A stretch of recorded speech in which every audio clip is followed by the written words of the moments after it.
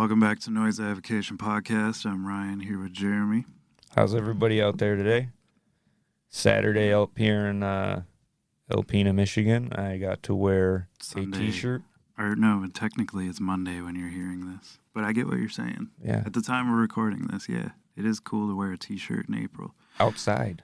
Before we get sidetracked, if you like that song, that was Levitation Tomb by Civerous off their latest record, Maze Envy, which came out on March 22nd on 20 Buck Spin. If you haven't heard the record, definitely go check it out. Pick it up at your local record store. Pick it up at 20 Buck Spin. It's a fucking awesome blend of death metal, doom metal, some like progressive style shit in there, some strings. It's a very like unsettling build up for a record, but in a good way. Like it's kind of eerie. It's almost like a horror movie watching it, and I think one of us said that at some point in the interview. Yeah, I would definitely say if you were watching anything made by Clive Barker in the 80s, this is definitely a it had a Hellraiser soundtrack feel to it. Yeah, for sure. yeah. We'll get into all that in the interview. Before we do that, follow us on Instagram, follow Civerous on Instagram, follow 20 Buck Spin. All of that stuff will be in the episode description. As always, check out Blast Beats Vinyl, follow them as well. You can use our discount code for 10% off your first order. The discount code is NOISE, which will also be in the episode description. So check them out. They always have a fucking hefty supply of awesome metal, black metal, death metal. Every subgenre of the shit that you can possibly think of is probably in there. And cool ass, rare, fucking hard to get imports on crazy colors. Yeah. Obi strips. That is one thing, though. The Nessie albums, you can't use the discount code on. That doesn't apply. Just because they're pricey to begin with, he probably doesn't get a very good deal on them for wiggle room, and he's doing it just because he loves the company. And they do make great stuff. Like, I have an unanimated album that was a Nessie pressing on the way to me right now, and I've seen like some of the Cannibal Corpse ones, the Blood Incantation ones. They make great stuff. So, and both the people at Blast Beats are both great. They take great care in shipping you your stuff safely and just supplying a fucking steady, awesome run of music. But Jeremy, unless you have anything else to say, we'll get into the interview here. Dan and Alonso, we appreciate you guys taking the time to jump on the show. How you guys doing? Tremendous. Doing great. Yeah. Cool. I mean, first, before we get into any like details, we both love the record fully. Oh yeah, glad you do. We tried. I like how you guys switched from the first record. Like you added a lot more progressive doom, all like the strings, especially like putting everything into that it was a big change. Like you definitely kept the death metal core to it, but then built a ton on top of that. Yeah, I guess that was kind of the plan in a way. I think I don't know, you couldn't do one without the other, I guess. As the music evolved, the like the strings and the synth stuff started to evolve too. So we kind of just leaned into that a little more. Just because like why not? And it was I don't know, it's just fun to experiment with the sounds that we liked on the previous record, the sounds that everyone else liked. Like people really liked the strings, and I was like, yeah, let's go fucking full throttle with that. Did that come in from like different listening habits, or I mean, did you start listening to more shit? Definitely listening to more shit. Yeah. But not just metal. Like I think, but I honestly, Right. most of my influence doesn't come from metal at all sometimes, but yeah, it was just a lot of listening to, whatever it may have been within the last 2-3 years. I think that influenced the sound a lot. Well, that's a lot of music, also, you know. Oh, say that again? A again? lot of influence from like post-rock too. A lot of atmospheric stuff, pretty much. Yeah, you could definitely tell like you guys built an atmosphere within the record for sure. There was it has an epic sound to it. Yeah, it reminded me of a movie kind of start to finish. Yeah, you guys definitely, it creates a world for sure. We created a maze. Yeah, exactly. Yeah. Which so the cover art, was that a concept that you guys had for the whole record? Was being sort of to use the Morbid Angel song, a maze of torment sort of thing? No, so uh Lord Fowl is the one that is usually the one that's in charge of like the whole art direction. He wanted to have the maze be a representation of the brain. And the maze is like the mental, pretty much like having to walk through like our own like mental battles, you know, and try to come out on the other side. Is that why there's Just like a person standing in the middle of the maze? yeah, pretty much the person in the middle of the maze, to me, it's we're trying to find that person to try to get the answers, but sometimes we don't get the answers or we don't want it's an answer that we're not ready to hear. Yeah, for sure, man. That makes a lot of sense now, like sonically, because sometimes there's just like, I mean, listening to your songs, I can listen to them two, three times and I'm still finding more and more shit, like within their little nuances and whatnot. Yeah, yeah, I feel like we definitely tried to do, or at least I definitely tried to do like little hints of like, just like some sprinkles on top of like the whole music like directions. But just because, it's more fun than it was like, oh, I'm gonna put these details here, I guess. Right. I like how like there's multiple points in the record where it calms you down, but then all of a sudden the wall breaks down and you get punched in the face with this like crushing riff and just this huge filthy sounding song. Yeah, I guess it was that was a bit intentional. I think, it's such a contrast. I think you hear it throughout the album, but I think the most night and day version of that is like endless symmetry into labyrinth charm.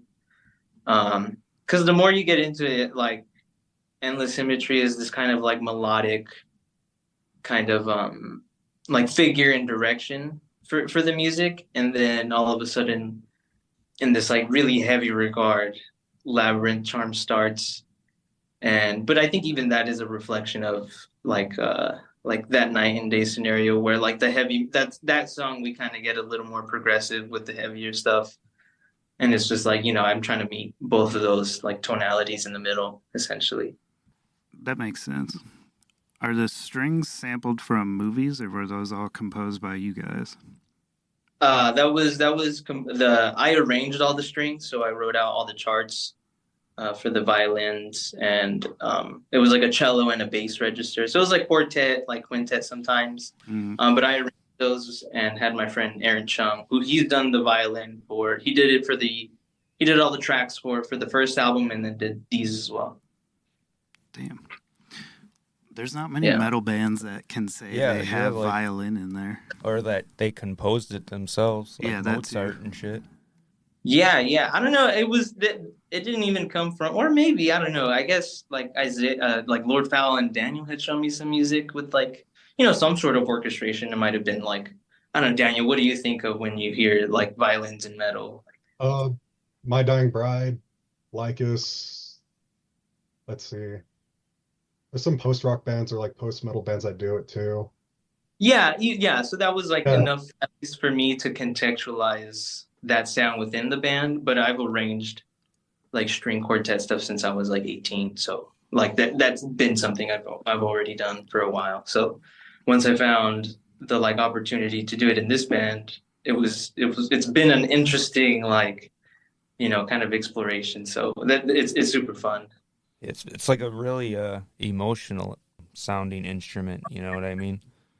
100%, yeah. And I also think that's why, like, yeah, we leaned into the melodicism and like this very expressive sound, especially like, I think whenever they come up, it kind of enhances whatever guitar section is happening.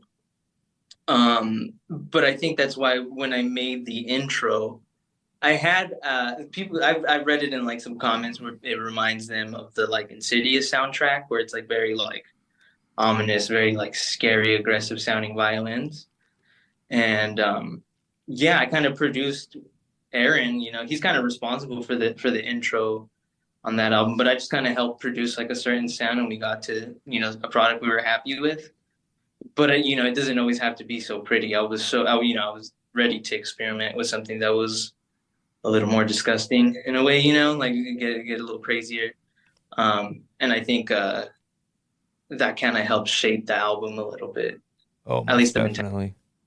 definitely. It builds that tension, like Ryan was saying, when that shit hits you like, a tidal wave of bass. It's like it hits, you know what I mean? You gotta have that duality. I like that it also makes you feel like it's an unsettling, like what's No, coming yeah. type of Like feeling. he said in like with the intro being Yeah. like insidious, I definitely could see that because it does make you feel uneasy in that like cool way, like It sets the tone for the yeah. record for sure. Hell yeah, cool. I'm glad it does. So you guys both play guitar in the band, correct? I should have asked that, earlier, but we got going anyway. Yeah, Yeah, we exactly. both. So writing this record, how do you guys play off of each other? Like, do you have a certain writing process, or do you just jam random stuff and see what sticks? It's a little more complicated, I would say. Yeah.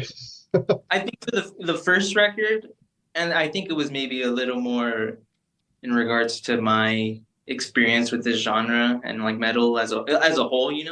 It's still relatively new to me, so it's not like I didn't grow up on a lot of old school stuff. A lot of this style of music that we do, Daniel and Lord Fowl, like they put me on, so I've just been kind of like receptive of it. So the first album, me and Daniel, we sat down and hashed out a lot of things together, and then brought it to the band. But for this record, it was a little different. I think we were all going through a ton of things individually. Yeah. So Daniel and I would lean into to certain points of the album that are, you can kind of hear it.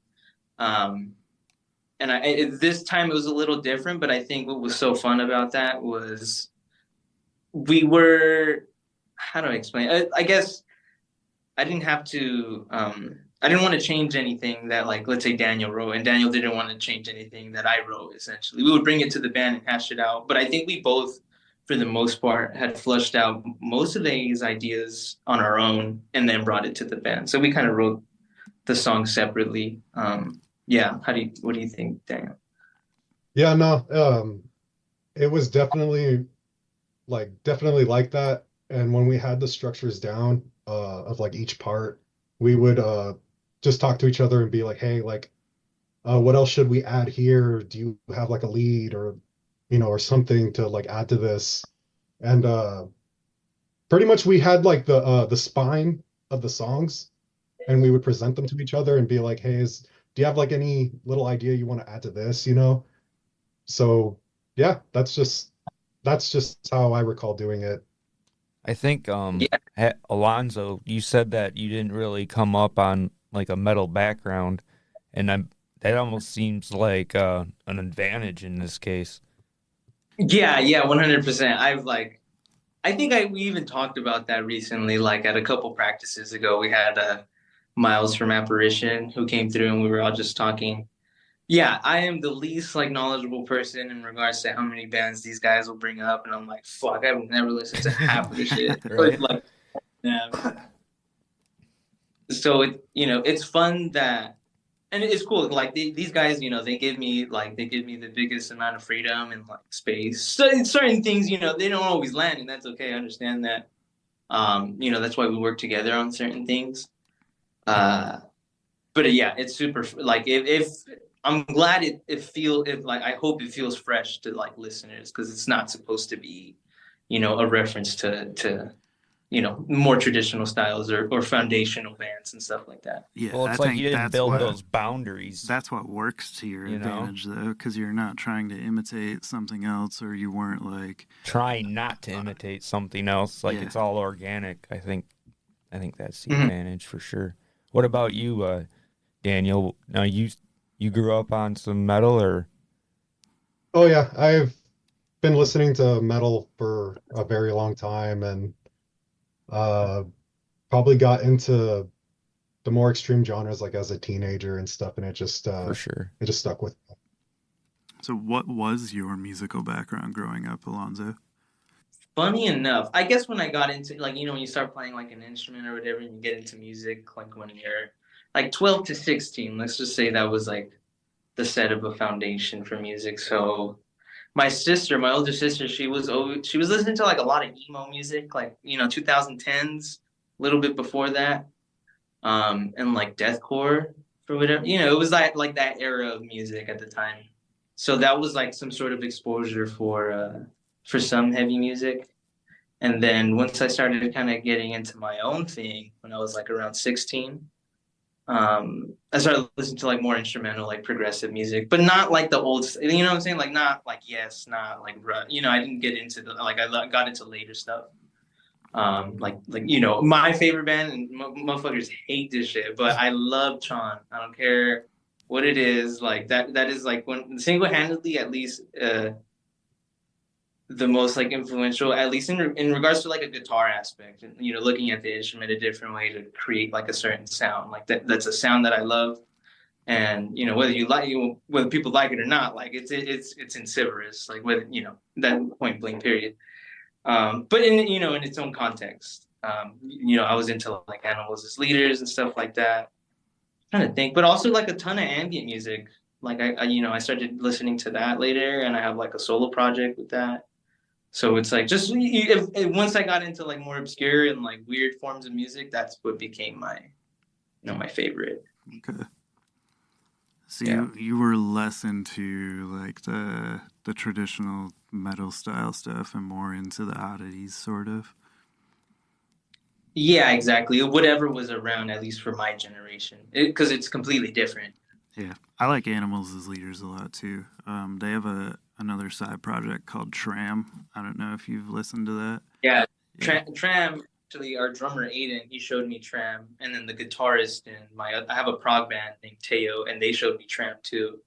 And yeah, that's just crazy. yeah, yeah. It's like there's an old '70s band called Brand X that had Phil Collins drumming on it, and it's like old school prog like that. But Oh not shit! like Genesis stuff. It's like jazz rock, prog rock sort of mixture. But it's like if Tram came out in like the late '70s. It's really cool. That somehow sounds cooler than a modern Tram. I mean, when I heard Tram, that's what I thought of was Brand X. I was like, oh, this is awesome. It's like modern day Brand X. I need to tune into Brand X. You see, I don't even know. Yeah, the first two or first three records, like after that, I think Phil Collins left drums, and then some guy starts singing, and he kind of ruined it. But I was like, oh, but before that, it's great. What about you, right on. Daniel? Oh, well, let's see. So when it came to guitar, it started with a family friend when I was a child. Pretty much, he was already like a teenager, and I was still just a kid, and he was the reason why I picked up the guitar. So every time I would come over, we would visit like this family. I would run straight to his room just to watch him. That's where it all started for me. He was at the time what I remember because it was so long ago. Like he was like into like Slipknot, and then I can't really recall like the other bands, but I remember Slipknot being like his like favorite band at the time. Yeah, no, just I would run to his room and I would just watch him play guitar. And then when I was 11, that's when I got my first guitar. Haven't left it And since, eh? yeah, pretty That's much. awesome. And yeah, that's just how it started for me. I was just curious because you guys have like a very heavy, crunchy, distorted tone on the album. So I was just trying to get a little info on what some of your upcomings with that was. Yeah, for sure. So So, what do but you? Oh, go ahead. you're probably about to ask exactly what Yeah, I'm going to go ask. ahead. I was going to say gear wise, like what are you guys using just to get that tone? I mean, without if you're not trying to give away any secrets, don't spill the beans there. But No, I don't mind sharing.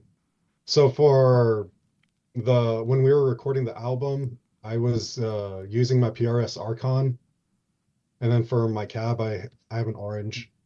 And then pedal board, bunch of different like reverbs, delays, using overdrive. Which And one? now for my overdrive, I use a Dire Wolf. And then for reverb, God, I use like a two or three different reverbs on there. Avalanche Run was definitely one of them.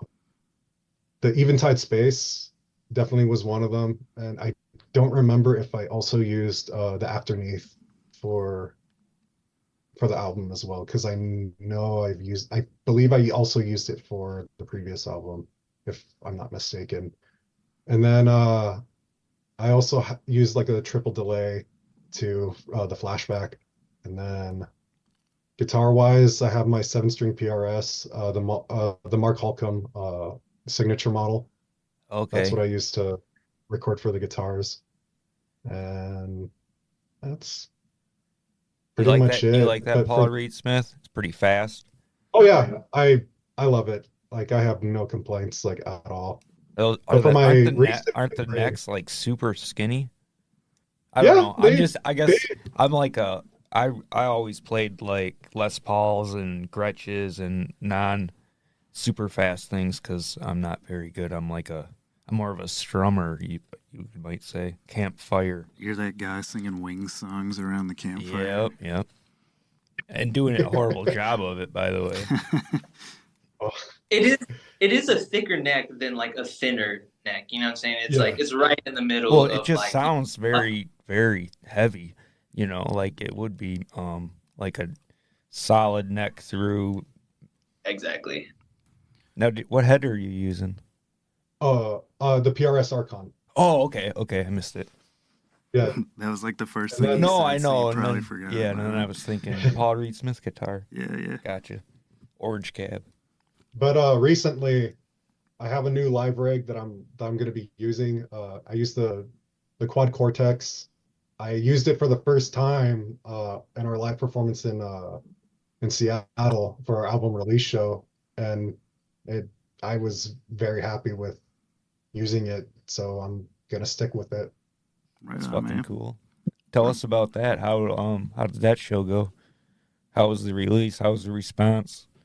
So far, so good. Um, Pretty unbelievable, honestly. The show was Yeah, really great. I don't know. Yeah, yeah. It's been a great experience so far. Just because I don't know, we took so much time on it. We worked really hard. We all like went through so fucking much just to like get this shit on a paper.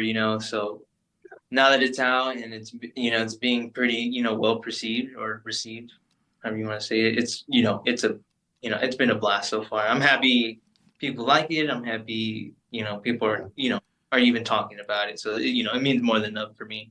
Yeah, I've seen quite yeah. a few people It's on Instagram posting about it, posting pictures of it, and even lots of people reviewing it and stuff already too. Correct. Yeah. Even you guys, like the fact that you guys want to talk to us about it, sit down and yeah, chat for a while. Oh yeah, That absolutely. cool, bro. $20 spin pretty much only releases good music. So like any band that that's good for you guys to be on the label because they have a worthwhile reputation of releasing all great stuff. Yeah, yeah, we're very very happy to be a yeah. part of that. We're very very happy and very thankful. How did you guys? Because the first record was put out just by you. I don't think you had any label on that, Oh, did it you? was put up through Transylvanian Recordings. Oh, really? I didn't see Uh, that. yeah, yeah. James from Transylvanian Recordings put that out for us, and then shortly after, I don't really remember like how it all happened, but I believe a little bit after we released it, I don't know if Dave from 20 Buck reached out to either Isaiah or Drew or vice versa, but I just know someone contacted someone, and that's just kind of how it like happened. Fucking A. Okay. I've always wondered if like Dave does his own research where he's just like scouring the internet, like, all right, Most de- I'm gonna sign this band and Yeah. this band and this band, yeah, most So de- or definitely. I'm gonna Yeah. yeah, distribute their stuff, or and so one thing that he told me when we met him, and it like stuck with me because it shows that he cares. He actually cares about the bands that he has on his roster, and like he told me, I'm signing my favorite bands, Fucking A. and I was just like, he's just awesome. He's just like a really kind person too, just because we met him, we played a 20 buck spin showcase in LA. Like it's been like 2 years now, right, Alonso? Yeah, about it was before we had just finished our tour for the first album. Yeah. And he came out for that, and we got to like spend time with him, and just all around just a great guy. I'm thankful. I know the rest of the guys are thankful to be part of the roster. Just an all around great guy. Shout out to Dave, man. That's the way to be, though. If you're gonna run a label, you better, you know what I mean? When you like the bands, love the bands, it's beneficial for Yeah. everyone, when it's not all about the fucking dollar. Yeah, but 100%. it's not like he's putting out like the Osmonds or something where he's Exactly. like, I'm just getting these fucking hits out here. Yeah, and it's $20 spin. I mean, it's not $100 spin, Yeah. No, he does always have like great deals on his shit. It's always affordable, and you always get huge posters and stuff too. Like any Yeah, other like the worm Yeah. shit. I love it. any other label, Yeah, you gotta same, double pay for that stuff. Like they don't Yeah. take that initiative, and I always love that about $20 spin. Yeah, Dave definitely does right by his fan base, so and supporters. That goes hand in hand.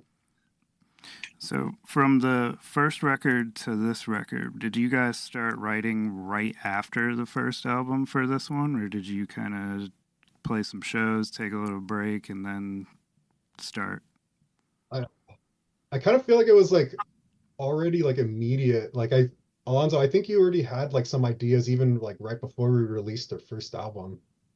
Yeah, I definitely. Yeah, I did actually. I Yeah. had like Shrouded, like the beginning sketches of Shrouded and Maze Him. Yeah. Yeah, those were already in the chamber a little bit. Shrouded, we even played for our second tour when we went to Canada with Atrabilis. We did like a couple dates. We were already playing Shrouded, and that was pretty much a year ago now. Okay. Yeah, so it's pretty much how you hear it, how you hear it on the record. It hasn't changed. Drum solo, fucking intro, and everything. So how long has it just released, but how long did you have this finished before it was released? I would say, because we recorded drums and guitars like February and like March of last year, but I had to do all the strings and all the synths and stuff. So I would say everything was finished around like May, June. Yeah, man, it takes a minute. I was just what do you curious, guys? since they started right Yeah. after, like I was like, shit, you never know. They could have sat on it for 2 Well, years. that's why I'm wondering what are you guys focusing more so on just playing these songs, getting this shit out there, or I mean, you guys are obviously creative people. Are you flushing out some ideas for the next one already? We might work on something tonight. Yeah, me and Dan kind of both have some ideas. We have, like I said, like we try to meet up together and like hash the ideas out. So I think for this next record, we're gonna really commit to that, as opposed to like writing on our own and bringing it to the table. So yeah, hopefully we'll start working some new shit today or something. We're supposed to rehearse tonight, so we'll see what's up. But yeah, I mean, I've got some ideas already. But I have a lot of other. I'm like a full-time musician for the most part, so I'm primarily a bass player, so I'm always doing gigs on bass all the time. I play upright too. Oh, So nice. I'm doing it. I went to school for jazz and shit. So Well, when you said you were like, oh, I just arranged these strings, wrote it out, and sent it to so and so, and I'm like, my eyes are all big and my jaws dropped because I'm like, no, these are straight up. These aren't like regular old punk rockers. These dudes know what they're talking about, So it's fucking cool, man. Yeah, I appreciate that, and it's fun, I think. I guess that comes from more of like a more serious, or like more like, I guess, almost like educational like kind of point of view, Right. but not really. Like I treat this music the same, you know what I'm saying? Like, this is all informational. This is all this sounds like something, and you can put this on paper, and that's what I love about it. It's like, no matter what my background is, I can still this is still like an amazing piece of fucking music and genre. So yeah, it's Oh, sick. and well, that's just it. It's like you're.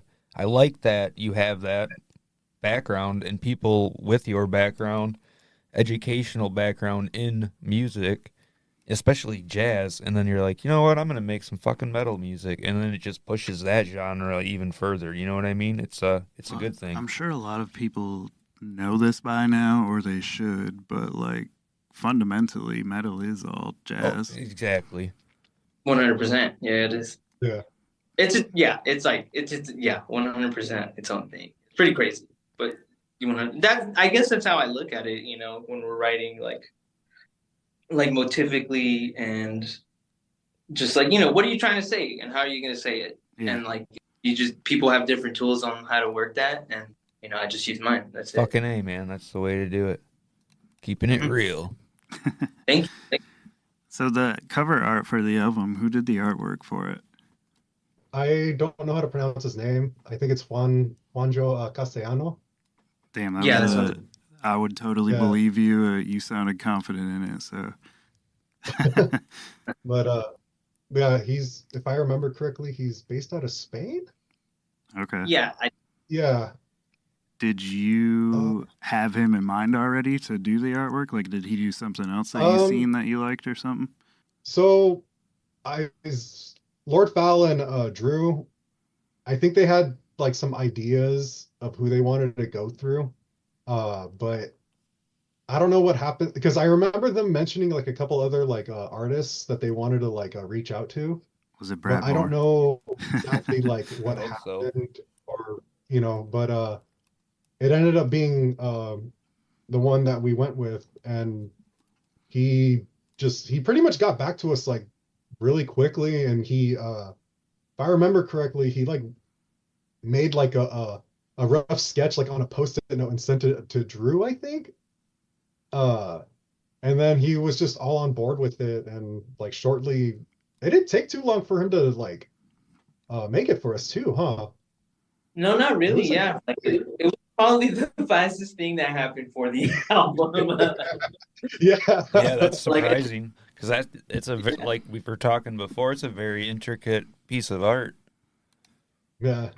yeah, it's wild, man. Like I said, like we got our vinyl copies, and like it's different when you tweet it on a fucking iPhone or some shit, or like once you get Yeah. that like printed picture of it, you're like, God damn, this motherfucker wouldn't work. Like, Well, on a side note, I want to say because we're in a place, Alpena, Michigan, and I would say even in like our high school, but even in our scenes back in the day, there's a rivalry with Traverse City, and that's where our copies of your I was album are wondering. located. I was wondering where So you're going like, with that. fuck Traverse City.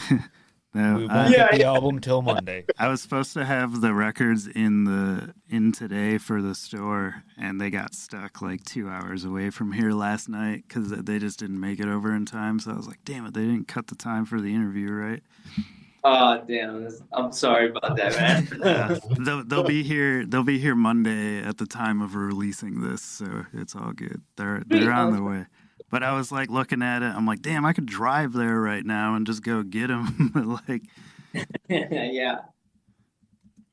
but once you look at the album, I mean, like yeah, it's a maze. But when you look at the maze, like there's little details in every piece of wall in the maze, and there's like, I don't know, like vines or trees or whatever those are supposed to be that kind of come up from in the background and in the front there. And there's a lot of stuff in that picture.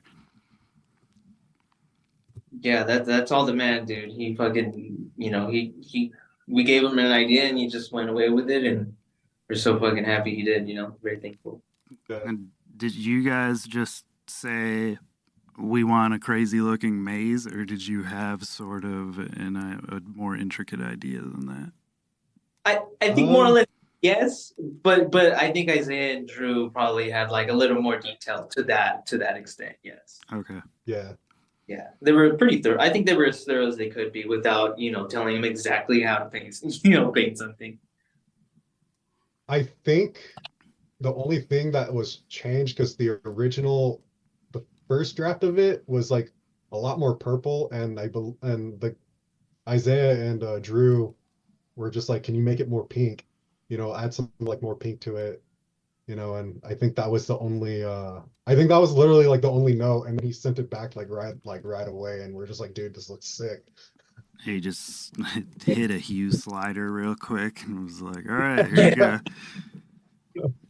I like purple's like one of my favorite colors, so that to me, just that alone, the album artwork drew you in. And like that's another thing about 20 Buck Spin is Dave seems to like bands that have awesome artwork as well, like very vibrant, colorful stuff.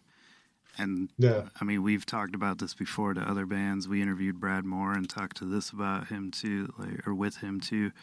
It's important to have a good album cover. Oh yeah.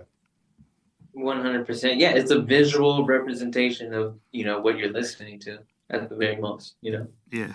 What about you guys' font and logo, like for the band? Who did you have another artist do that? Because that shit's like, it's awesome, but it's hard as hell to interpret. You gotta like tilt your phone or tilt the picture and kind of look and see. Like even knowing what it is, it's still hard to make it out.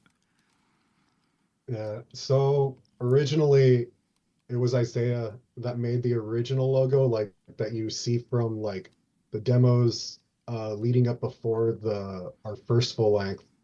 And the one that looked a little more like bleeding, kind of. Yeah, so for DFR, we hit up our friend Nick, and he pretty much updated the logo and just added like all the crazy details, and it's just like I think it blended in with the record too, because that album had like a bunch of thorns and like claws or whatever they're supposed to be on there. Yeah, and I came across this comment, and I laughed, and like I was like, it makes sense. I took it as a compliment. They said the logo looks like something that you cough up. Yeah, it does look like a splat, like. Yeah. But it's like it's one of those logos that like if you see it on a bill like for a show, you're like, oh cool, Civerous is playing, and they're like, oh, I don't see that. Where's that at? And you're like, if you don't know the band, you got to know the logo. Yeah. Because there's some other bands out there that are like pretty hard to interpret that you're just like, well, I know who that is just by the fucking shape of it. So you guys nailed the splat. That's your shape. Thank you. Yeah, I think we're pretty happy with how what is it called? Eligible, uneligible? Yeah. Ineligible, uneligible. Yeah. Not legible. I don't know, whatever you want to say. Legibility. The legibility. Yeah, but basically, we like that, so that's pretty chill. Yeah.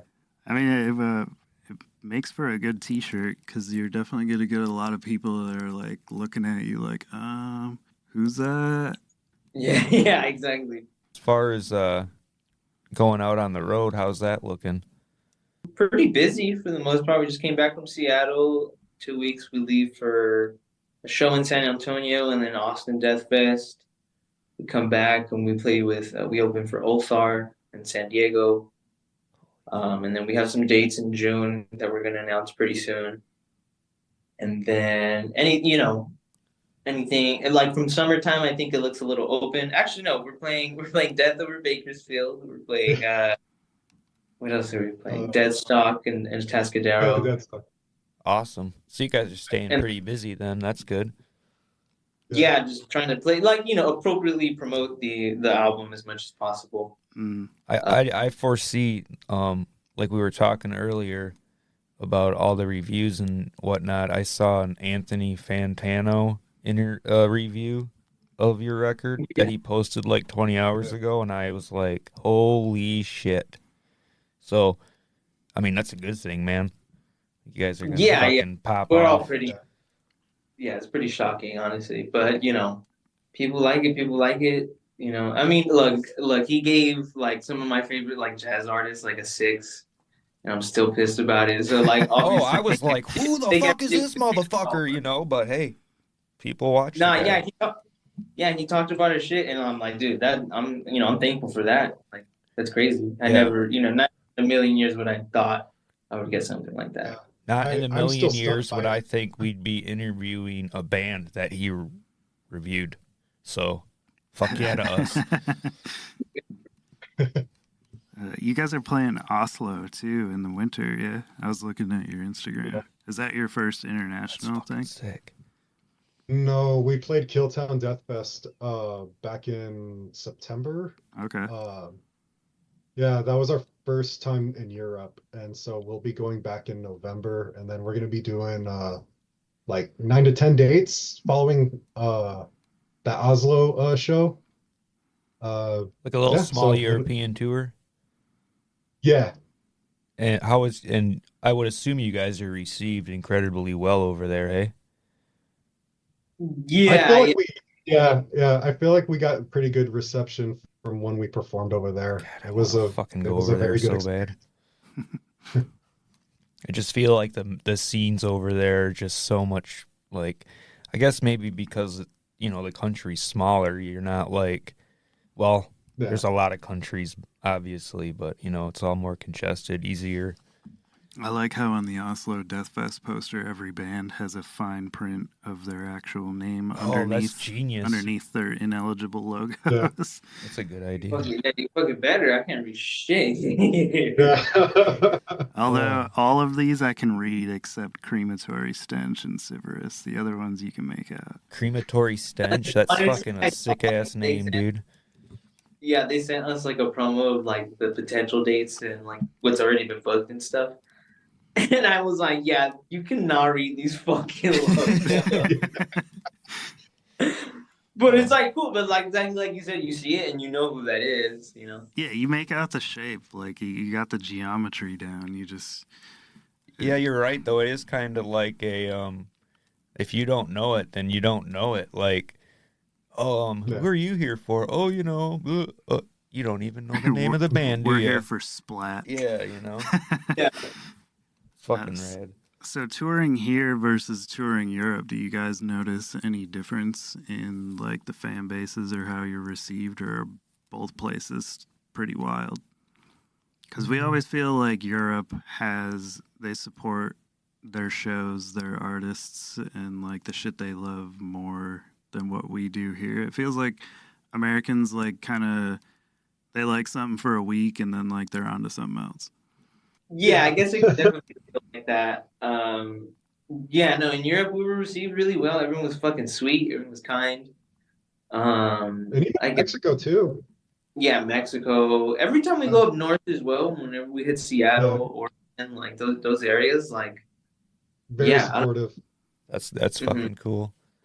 I know you guys said like you're like, oh, we can't announce this and that, but when you get closer to the Midwest, we're definitely gonna try to get down and see you. Yeah, we'll have that to. would Yeah, be we'll definitely great. have this. Yeah. Yeah, if you guys hit a Detroit or a Grand Rapids show, we can make it there for Yeah. sure. Yeah, definitely something will definitely come up in the near future. Yeah. Right on. I'm going to see Cannibal Corpse, Obituary, Frozen Soul, and Amon Mars pretty soon here in a handful of weeks. And there's a bunch of other good stuff coming up too. Exactly. Yeah. Yeah. It is. It's a very. It's a pretty kick-ass time for music. I think it's like everybody went through the pandemic, and then now we're finally getting all like the cool shit that came out of that is finally like hitting the market. Doesn't that feel like that? And it's like there's fucking shows every day. It's crazy. Yeah. That and just like creative people are getting together and making more fucking creative things, and that's I think that's bleeding out finally, and Right. it's been pretty awesome to hear. Like, because you can't really. I mean, yeah, you could fucking work from home and send like another person like your file and track over that. That's cool, but like when people are meeting up, playing music, making music together, that makes a fucking difference. For sure, man. You can, totally hear it. Yeah, I like that bands now are trying to kind of make their own footprint, their own sound, their own, little niche thing in metal, because it's so hard to not sound like everything else.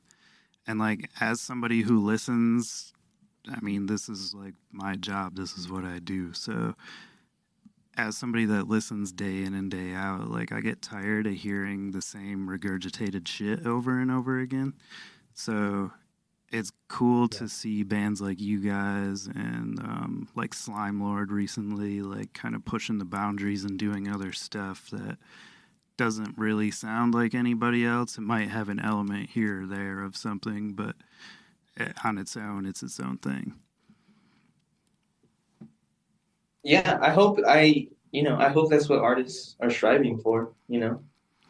Sometimes sometimes it's not like you said, you listen to things and it can be that same regurgitated, source of material, but like it's when you find a fucking gem, it's like I love, you like good shit, and it's just because it's artists like being themselves and willing to push those boundaries. Because if not, you could make music that sounds good and music that resonates for sure, but it's like if you want to make something different, that's up to you. You can.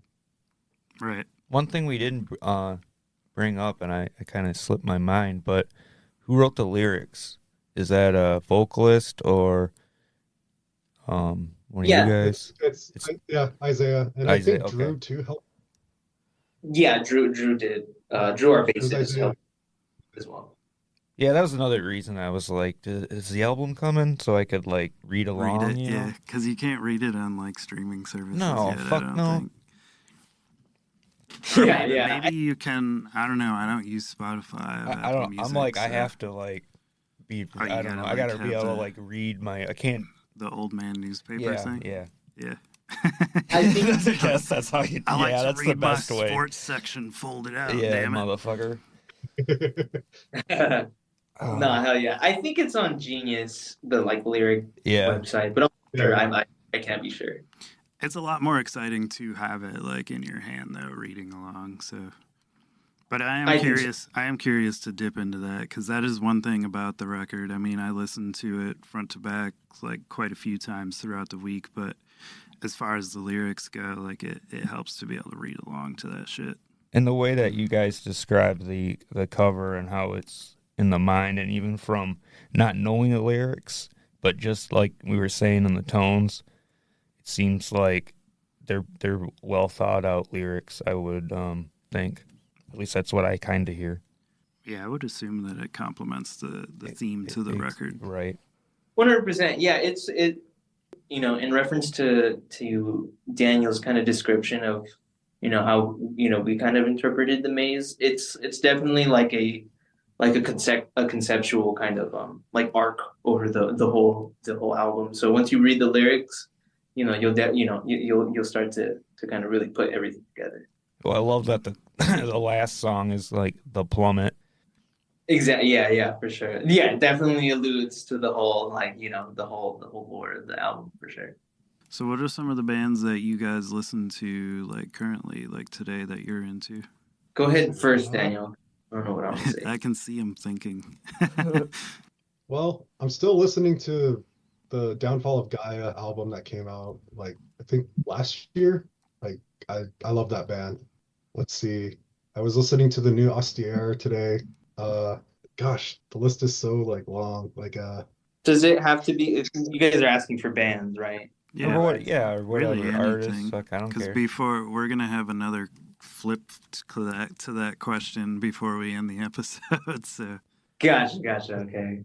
Honestly, I haven't been listening to much metal. Not even like well, then a you'll little do bit. I guess. you'll do well with the other question then. Okay, cool. I guess I guess not anything new, but I started getting into Krallis a little more. So that's been, let's just say that's definitely like changing my artistic direction 100%. I have a question for Alonso. You said you played in the stand-up bass. Have you played any like psychobilly, anything crazy like that? No. I'm hoping to. I had a bass teacher that literally could play anything, and he could slap a motherfucker like super crazy. His name's Nathan Light. He's a bassist out of here in LA. Right on. So I mean, if I want to get into it, I would definitely hit him up. But it's like, nah, I haven't gotten into it. Daniel actually has a good buddy of ours that is pretty into some of that stuff. But no, as far as me, hell no. Okay, just curious. Yeah. They make for a fun concert though. Fuck yeah, But dude. I've heard that they're really hard to mic. any band that has a stand-up bass because of the slapping and the string resonance. That it's like hard to get the right tone when you're miking it. So not every sound guy does it properly. Cole had So his sometimes pickup you and get his all all clicks. fucked up. You get all clicks in the sound, and it's like nothing else. Yeah, I would imagine that's a fucking pain in the ass. But I've heard I've been around and like heard pros, like people who customize their whole upright and make sure it's what their sound is, like they can make it sound good every time. That shit just sounds really good on like a system when they mix it right with a slap bass. It's pretty fucking fun. Well, that's like one of my favorite parts about jazz is stand-up bass. Because when you get like a nice walking bass line to follow behind like an Art Blakey drum solo or something, it's sweet. Yeah, that shit definitely that shit hangs for sure. It's really fun. I've actually been super into playing like salsa and like a bunch of Afro-Cuban music. Okay. So I've been fucking with that shit like heavy. I've been listening to like more older art, like late 60s, early 70s, like salsa. So like Ray Barreto, Eddie Palmieri, Cal Jader, like a bunch of jazz cats. But it's like more Puerto Rican. You're gonna have to send me a list. You already answered the. Normally at the end of the episodes, we always ask people what's something that you listen to that people wouldn't expect you to listen to, and you answered the question without even knowing the question. Sorry, yeah. Yeah, for sure. Now, that is cool though, because like Jeremy and I are both into numerous different things, like metal, punk rock, jazz, hip hop. Old Motown music. It's like we have our R&B, anchors, but we fucking venture all the way out, you know? Yeah, like if you looked at my records, there's like Adele next to Acid Bath and Erykah Badu next to Emperor, and like it's all over the place. That's fucking sick. Hell yeah. Same. So, I would definitely say the same exact. Yeah, that makes sense.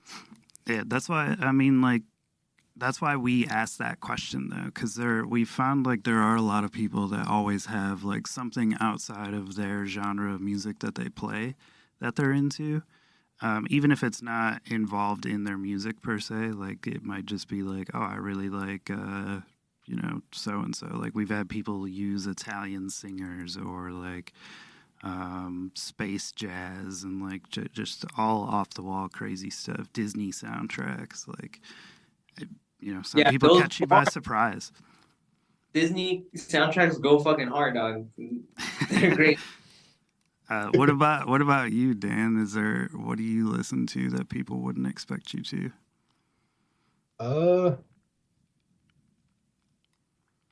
Probably like video game soundtracks. Video game soundtracks? Yeah. Hey man, I have a few of those. They're fucking bitching. The Doom soundtrack, fucking heavy. Quake. The one that I got in my vinyl collection, I got the Dark Souls 3 soundtrack. I love the music in that game. And then let's see, I hope to like try to get a hold of a copy of like Bloodborne soundtrack as well, or even like the older Final Fantasy games. Oh, the fucking Final Fantasy ones would be cool. Yeah. I love the piano collections when it comes to the Final Fantasy games. Yeah. Yeah, like I don't know, I actually listen to parts 7, 8, and 9 pretty frequently. Like I've like since I was a kid because I love those games. Yeah. And the music stuck with me. Final Fantasy 7 came out when I was younger, and that game was fucking huge. Oh yeah, dude, I've been playing like the remake and then the second part, Rebirth, and so like I played the first part that they redid, but I didn't get to play the second one yet because my kid keeps hogging the PS5. Yeah. So until he gets tired of whatever he's playing, I've been playing Elden Ring still. I love Elden Ring, man. Yeah, no, that's another game that probably would have a really cool soundtrack is Elden Ring. And like Bloodborne would be a good one that you mentioned. And like I played Sekiro, which was another game developed by those guys. Yeah. And that was really fun too. It's hard. Yeah. I beat it, but it took me a while. I think it was harder than Elden Ring, though. Like, a lot of people say Elden Ring's harder. I think Sekiro was harder. Well, I think Sekiro's like way harder. Yeah, it was frustrating, but I got to the point of where like I was so determined to beat it just to say that I beat it because of how hard it was that it was like a trophy Yeah. in my life. like like it took me like 3 weeks of trying to beat the last boss on that thing, and then finally I like triumphed, and I'm yelling in my basement, like screaming like I just won battle. Everybody in the house is like, "What the fuck are you yelling about?" And I'm still in the beginning of that game. I kept dying, and I was like, I'm gonna come back to this at some point. I need a break. It gets a little easier when you learn how to play, but it's still incredibly challenging. Like it's Yeah. hard. Like it's probably up there with some of the hardest games I've ever played. I mean, it's like Yeah. Contra hard, Yeah. maybe even harder. I don't know. But so before we wrap things up here, first and foremost, thank you guys so much for taking the time to talk with us, especially on a Saturday night. Do you guys have anything that you want to add or say or anything before we sign off?